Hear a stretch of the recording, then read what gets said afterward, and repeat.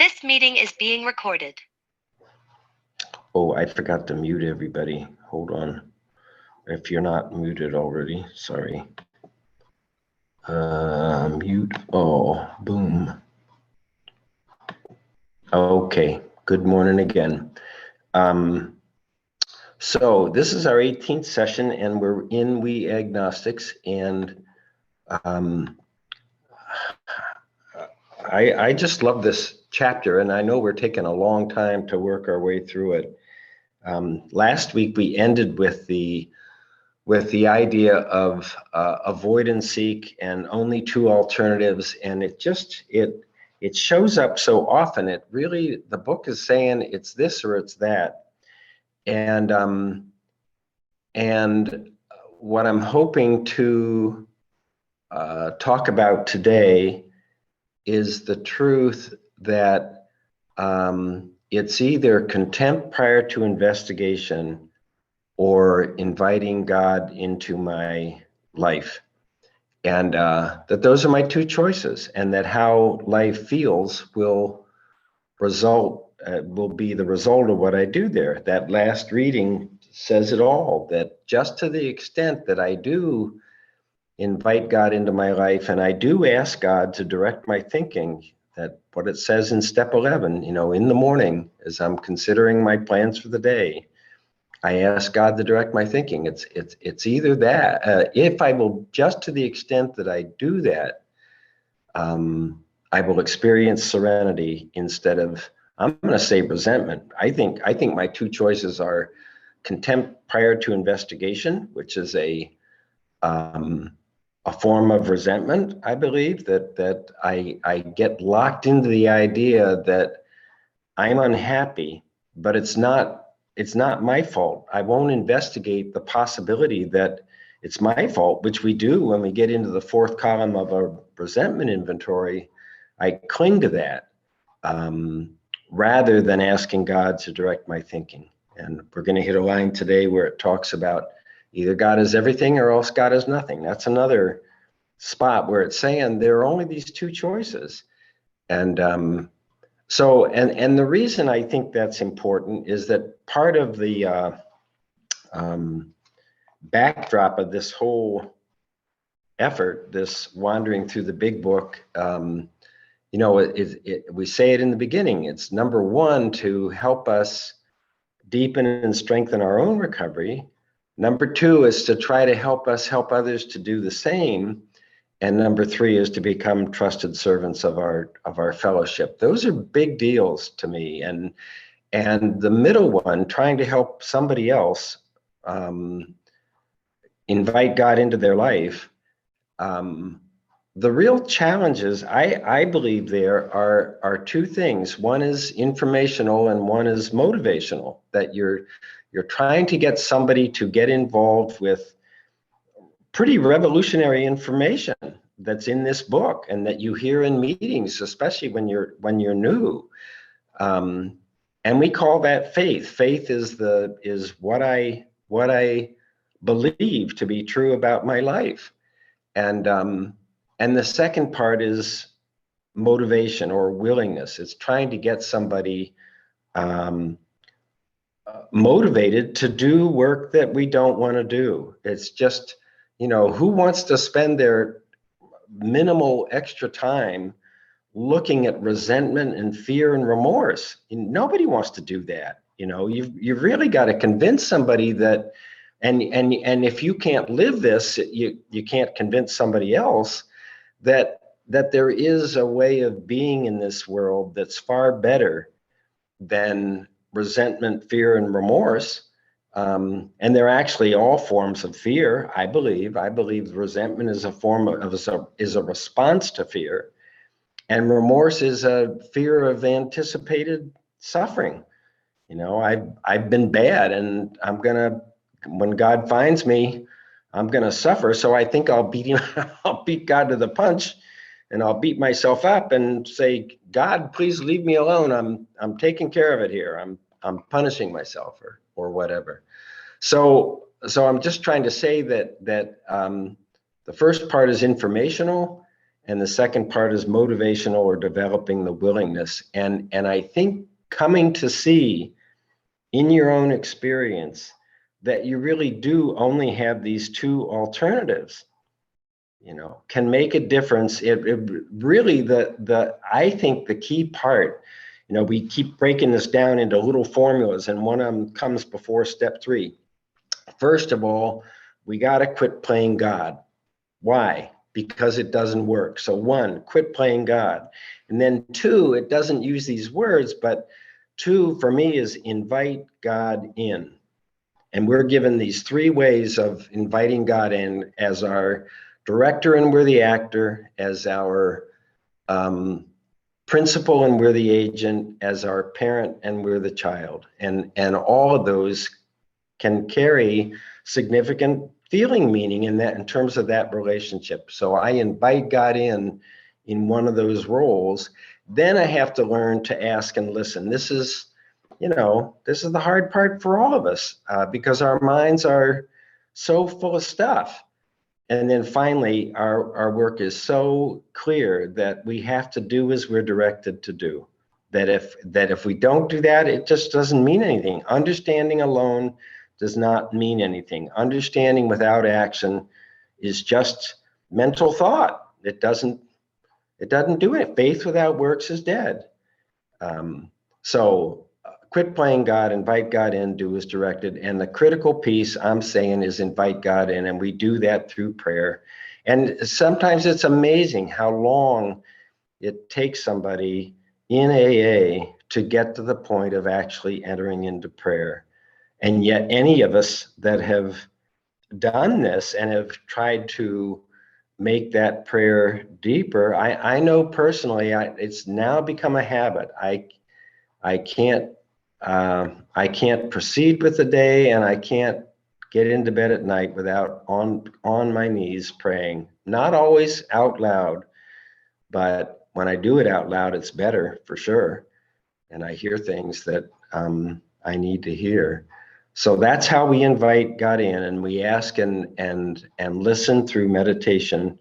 But we're way back at the beginning. We're way back in we agnostics, and I'm trying to say that our only 2 alternatives are being agnostic, which I think is a form of contempt prior to investigation, or inviting God in. Okay, so we left off on page 51, and so I'm going to start right in where we left off. And what I love the way this does this, because this is talking about why we stay stuck in contempt prior to investigation. This world of ours I'm on page 51 toward the top. This world of ours has made more material progress in the last century than in all of the millenniums which went before. Almost everybody knows the reason. Students of ancient history tell us that the intellect of people in those days was the same as today, yet in ancient times, material progress was painfully slow. The spirit of modern scientific inquiry, which is, does it work, really?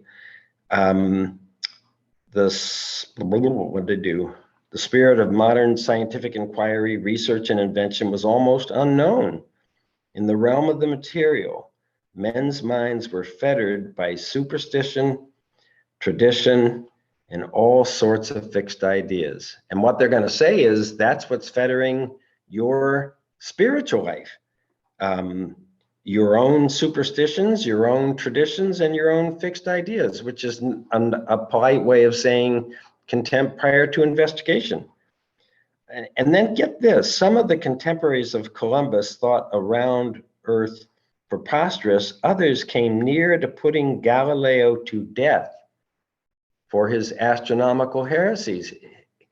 I mean, it makes you immediately think of Jesus, poor bugger. I mean, he comes here and says a lot of beautiful stuff, gets a whole bunch of people oriented toward love and service as opposed to fear and selfishness, and we torture him and put him on a cross to die a miserable death in the eyes of his fellows. And this is the terrible power of fixed ideas, and how we respond to fixed ideas. we had to ask ourselves this: are not some of us just as biased and unreasonable about the realm of the spirit as were the ancients about the realm of the material? I don't think any of you are on this call. I don't think you're guilty of this, but if you're trying to help somebody else, this is wonderful stuff for trying to point out to somebody how they're living under the tyranny of their own fixed ideas, and nothing's really going to change till they go through a process of letting go of those fixed ideas and inventorying resentment and fear and remorse and disclosing them to another, and then trying to get them into character defects, and then praying for the removal of those character defects, and finally making amends for the harmful effect of those character defects. That's how we get rid of our fixed ideas. That's how we make a real difference in what we do. Even in the present century, American newspapers were afraid to print an account of the Wright brothers' first successful flight at Kitty Hawk. Now here's the contempt prior to investigation. Had not all efforts at flight failed before? Did not Professor Langley's flying machine go to the bottom of the Potomac River? Was it not true that the best mathematical minds had proved man could never fly? You know, it's like saying to ourselves, I can never have a spiritual awakening. It's not possible for me. I don't know why, but all these people that talk about this are lying for some reason that I can't explain. They're just making this up, or maybe it's true for them, but not for me. Had not people said God had reserved this privilege to the birds, and only 30 years later, the conquest of air was almost an old story, airplane travel in full swing. In most fields, our generation has witnessed complete liberation of our thinking. And of course, this trend continued. You know, think about the 60s and 70s when we were all protesting and demonstrating and sex, drugs, and rock and roll. And it was another kind of liberation in a way from societal norms. Most fields, our generation witnessed a complete liberation of our thinking. Remember, this book's written in the late 30s. Show any longshoreman a Sunday supplement describing a proposal to explore the moon by means of a rocket. I mean, it's just amazing. He's writing this, 20 years before it happened, or I can't remember when it wasn't until 1969, but a long time before it happened, 30 years. And he will say, I bet they do it maybe not so long either. And then he's saying, Bill says, is not our age characterized by the ease with which we discard old ideas for new, by the complete readiness with which we throw out the theory or gadget which does not work for something new which does? So, we do it out there, but we have a challenge doing it inside. And then we come to this paragraph that we typically call the bedevilments. And in that study guide, there is a sheet of paper that has the bedevilment. It comes off the website, thejaywalker.com, and it has the bedevilments down the left side, and it has the 9-step promises down the right side. And this is a wonderful thing. There's also, it asks a question in this bedevilment assessment. And this can be particularly useful with people that are struggling with the idea, we read it yesterday, and I can't tell you where it's from, the idea that I can wrest satisfaction out of my life if only I manage well. It's in step 3. And I know a lot of us struggle with this idea of, yeah, I know, I'm powerless over alcohol, but I can manage my own life through good decision making on my part. And then the bedevilments are just a wonderful way to go through with somebody. Oh yeah, you can manage your life good. Well, what about this? You having any trouble with personal relationships? And I have yet to meet somebody coming into AA that says, no problem. My personal relationships are great. No problem there. Can you control your emotional nature? I think most of us see sooner or later our powerlessness over our emotional nature, that we react to things and we can't stop the reaction. We can't avoid reacting to whatever it is. One of mine is I have deep impatience. And it doesn't take much for that impatience to get triggered. And I've written about it in the four column way that we do. And I know it really comes down to fear. For me, it's always my ambitions. I have ambitions about everything. And if I'm driving to an appointment somewhere and the traffic slows down and people don't seem to be paying attention, my impatience comes up because I'm worried about my plan is not going to happen. I'm exaggerating a little. I'm much better today than I used to be. And I can't control that. That's the point. Couldn't control our emotional natures, prey to misery and depression. We had a feeling of we couldn't make a living. Now, many people suggest that you add the word that was satisfying, because there are a lot of people in AA that do make a living, and they do make a decent living. So they add that word that is satisfying, that I am satisfied with. We had a feeling of uselessness. This is the biggest one for me. When I feel useless and my mind adds words, my deepest fear is feeling useless and feeling stupid. And then my tagline is, my mind says to me, you should have known better. And that's for me, the real twist of the knife. It's like the knife goes in with you're stupid and useless. And then the twist is, you should have known better. You've had this experience. You think you're a smart guy. You should have known better.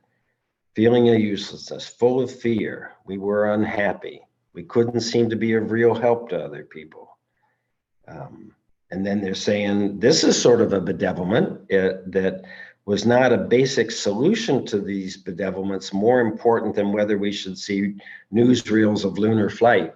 I wonder what does this mean? And I think for me, it's my willingness to distract myself from whatever, from the work of solving these bedevilments, distract myself with the news. It's really funny. I have several distracting techniques when I don't want to deal with something. And it's just amazing to watch me go to them and I know that usually there's fear down there, but I don't feel the fear. I just watch my willingness to get distracted. When we saw others solve their problems by a simple reliance on the spirit of the universe, what a wonderful statement. We had to stop doubting the power of God. Well, maybe yes, maybe no. Maybe you can watch that and still maintain your doubt. Our ideas did not work, but the God idea did. This is the faith part that I was talking about. And I think this book in this next section makes a wonderful observation that our problem is not faith, right? The problem is not faith. You have to have faith to maintain your life on planet Earth, whether it's faith in the financial system you're a part of, whether it's faith in the town to have a police force doing this or that, whether it's faith that the grocery store is going to have the food that you need for the next week or whatever, in the way you're shopping. We're all operating on faith in stuff. We're operating on faith in the system or faith in fellow human beings or something. That's not the problem. The problem is when we place our faith in things that don't pan out the way we were hoping that they would. And I think that's what they're going to say. So the Wright brothers, almost childish faith, and that's interesting because you go back to those 3 invitations to God. One is my director and I'm the actor in the drama of life. One is you're the boss, I'm the employee. doing what you want in this enterprise, whatever we're involved with. And finally is you're the parent, I'm the child. That's what's going to bring you childish faith, because you trust your parent, which is a huge problem for many, many of us, because we learned pretty quickly we could not trust our parents. I mean, there are people that do, lots of people, I hear lots of Friday night speakers in our town that will talk about their wonderful childhood, and they know the problem is not their parents. Parents taught them good values and were loving people, but there are a lot of us that's not the case. That's not what we experienced, and so we get that terrifying feeling of I can't trust these people. I told you my experience in the church, looking at what I viewed as hypocrisy, to say I can't trust what these people are. They're not doing what they're saying, so why should I trust their advice? So when we saw others solve their problem by a simple reliance on the spirit of the universe, we had to stop doubting the power of God. Our ideas did not work. The God idea did. The Wright brothers' almost childish faith that they could build a machine which would fly was the mainspring of their accomplishment. Now, I'm pretty sure he's referring to the mainspring of a clock that you wind up and you create this tension in the mainspring, and that's what's going to make the little tick tock go along. And I love the image, and I oftentimes am wondering what my mainspring is, and especially when I will hear people say, this comes from the Jesuit stuff, that God is trying to make contact with me every bit as much as I'm trying to make contact with God. That's an interesting idea, that here I am seeking conscious contact, seeking to improve my conscious contact through prayer and meditation and all the stuff that we do. Isn't it an interesting idea that God is trying to get through to my thick head, and get to me and let me know it's okay. It's going to be okay. Everything is okay, even though it looks like a calamity. Without this mainspring, nothing could have happened. And then here you go. Here's more contempt. Our two alternatives. We agnostics and atheists were sticking to the idea that self-sufficiency would solve our problems. So, right, those are our two alternatives: self-sufficiency, self-reliance, going to this thing to tell me what to do, and God sufficiency, kind of an awkward word for me, but God reliance. And I go again, I can stick to my contempt prior to investigation, or I can invite God in.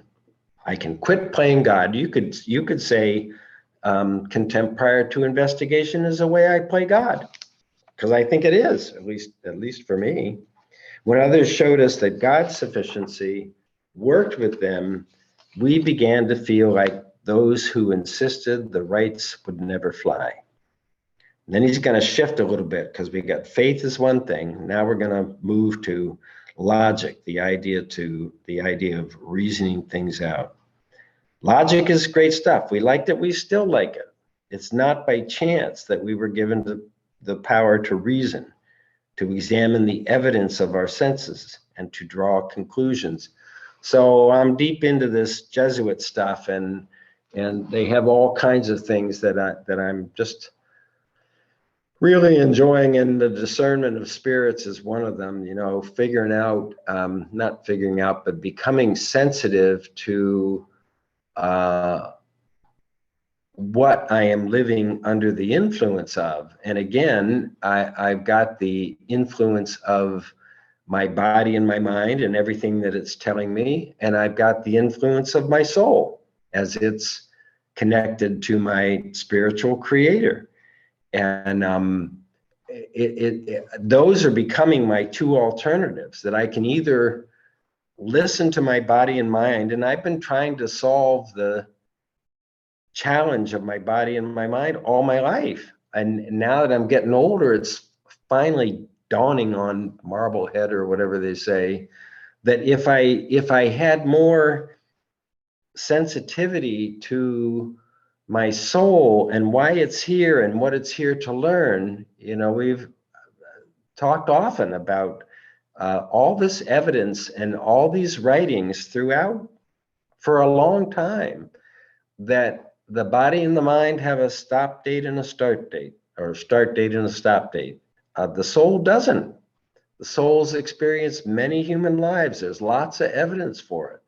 So if I'm here on planet Earth in 2023, totally focused on my mind and my body, that's great, I guess, but it's going to stop.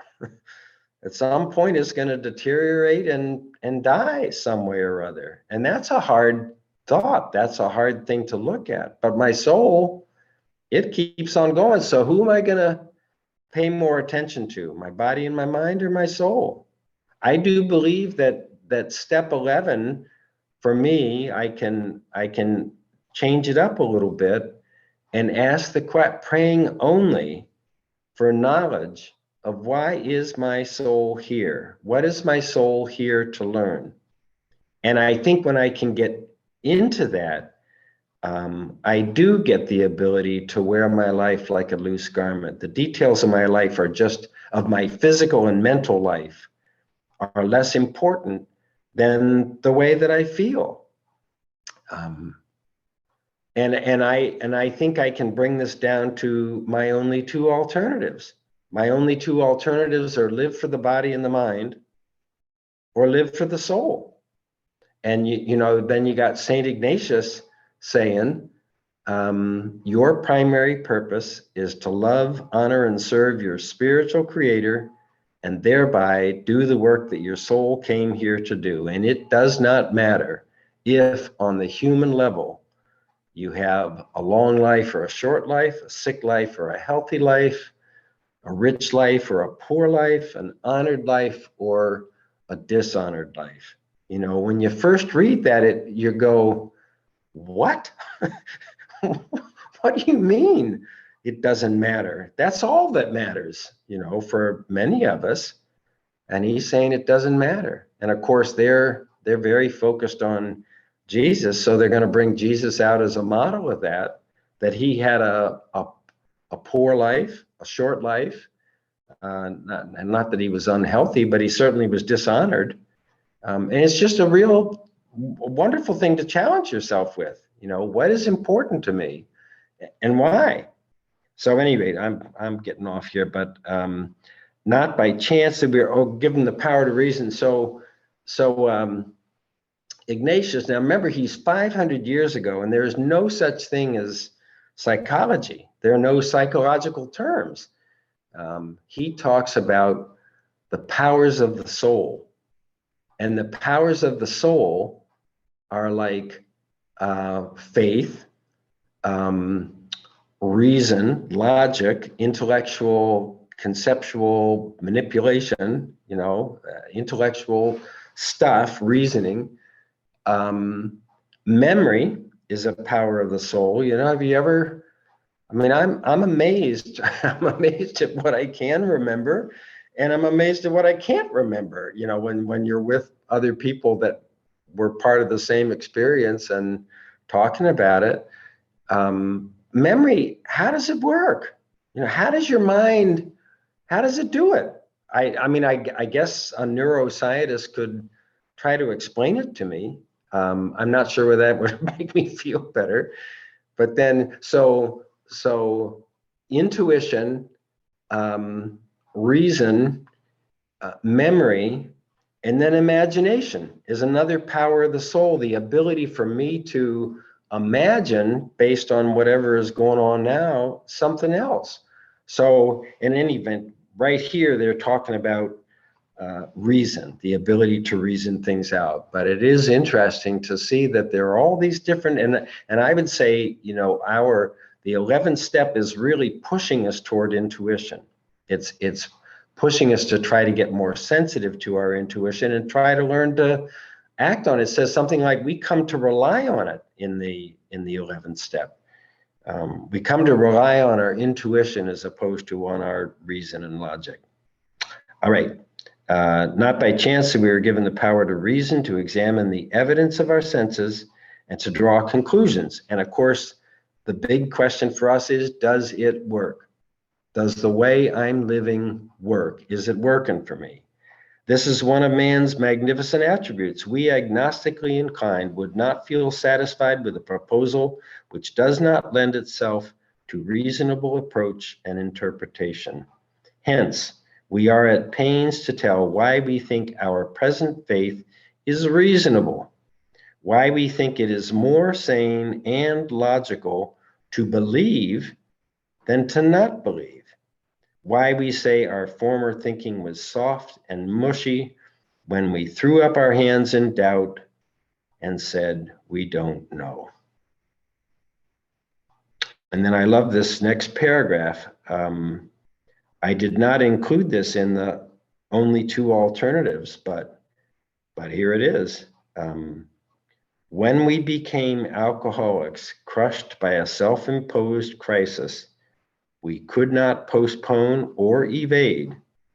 We had to fearlessly face, that's an important qualifier in there, fearlessly face the proposition that either God is everything or else God is nothing. God either is or God isn't. What was our choice to be? I only get two alternatives. It's not like, well, God partly is or God partly isn't. It's one or the other, and I got to face it fearlessly. So the question becomes, if God is everything, what is my fear? If God is nothing, what is my fear? And for me, if God is everything, then damn, I'm going to have to do what I'm told, which I don't want to do, right? If God is everything, I'm just a bit player here, and I got to do as I'm directed to do. And I don't want to do that because I'm afraid of something I might be asked to do. I hear this more and more. But we think if we really make a third step decision, where we're going to wind up or what we're going to be doing. And then the other one, though, what if God is nothing? What if this is all BS? And that brings up a lot more fear for me than, if God is everything, I may be asked to do something I don't want to do, but that's not as bad as if God is nothing, because my instant response is then I'm screwed. I am SOL, out of luck here.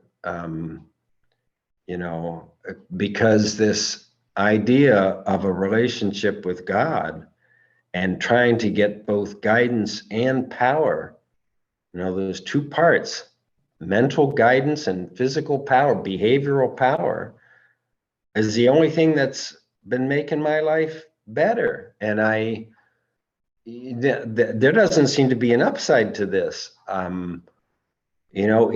It gets better and better. And if I'll just keep doing the stuff, I don't have any reason to feel I'm going to hit a ceiling. And I can share. We all have examples of where people have experienced. I'm not going to. Ecstatic. People have ecstatic experiences of union with God. It's in literature through the ages. So who am I to say? Arrived at this point, we were squarely confronted with the question of faith. We couldn't duck the issue. And I love this description. This is interesting. Some of us had already walked far over the bridge of reason toward the desired shore of faith. The outlines and the promise of the new land had brought luster to tired eyes and fresh courage to flagging spirits. Friendly hands stretched out in welcome. We were grateful that reason had brought us so far, but somehow we couldn't quite step ashore. Perhaps we had been leaning too heavily on reason that last mile, and we did not like to lose our support.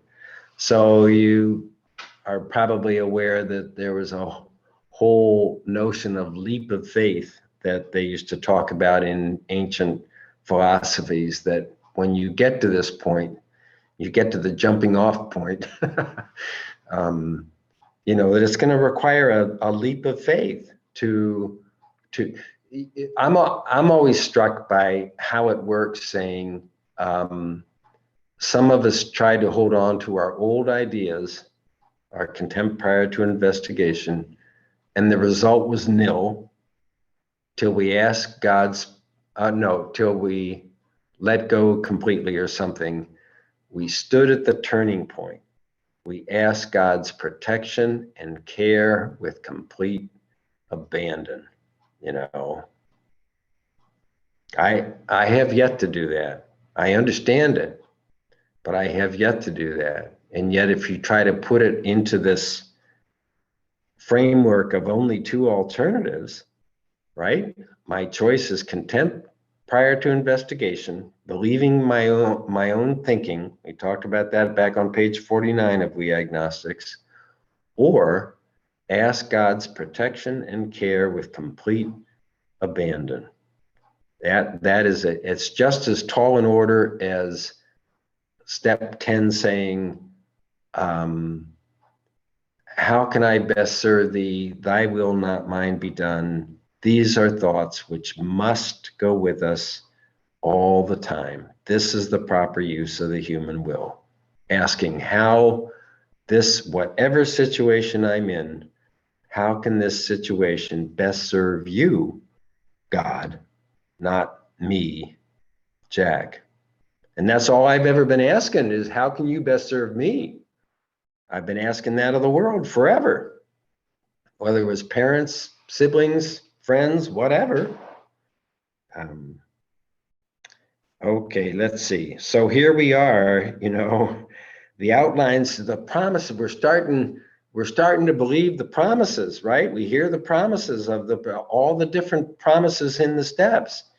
And we're starting to think maybe it could happen for me. Maybe they're not lying. Maybe this is the truth. Step 5, I love the step 5, 5th step promises.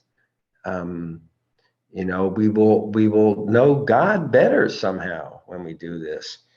And I love the friendly hands that stretched out in welcome. Well, that's a primary thing that we do in AA, whether it's at the door as people come into the meeting, or it's after the meeting when we approach a newcomer and hold out our hand and try to remember their name and try to encourage them in whatever way we can to keep coming back. Heard a wonderful Friday night speaker and her whole the gist of you get to that point where, especially when you've been in long enough to see people come and go, and you're going, I don't know why I get to stay. I'm not sure why I get to stay, and somebody else had to go out. And she kept saying, I kept coming back.